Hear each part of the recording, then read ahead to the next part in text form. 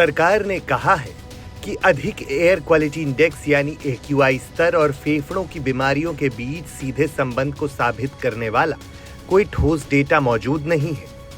सरकार ने गुरुवार को ये जानकारी संसद को दी। राज्यसभा में लिखित जवाब में पर्यावरण राज्य मंत्री कीर्तिवर्धन सिंह ने हालांकि ये स्वीकार किया कि वायु प्रदूषण सांस से जुड़ी बीमारियों और उनसे संबंधित रोगों को बढ़ाने वाले कारकों में से एक है। दरअसल कीर्तिवर्धन सिंह बीजेपी सांसद लक्ष्मीकांत वाजपेयी के सवाल का जवाब दे रहे थे।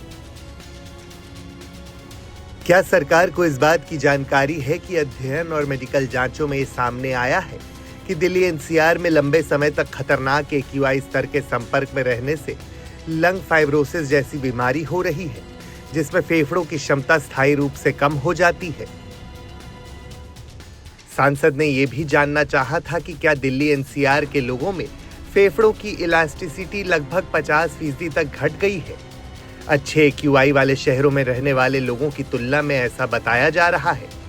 इसके अलावा उन्होंने पूछा था कि क्या सरकार के पास दिल्ली NCR के लाखों निवासियों को पल्मोनरी फाइब्रोसिस, COPD, एम्फाइसीमा, फेफड़ों की क्षमता में कमी और लगातार घटती लंग इलास्टिसिटी जैसी गंभीर बीमारियों से बचाने के लिए कोई समाधान है।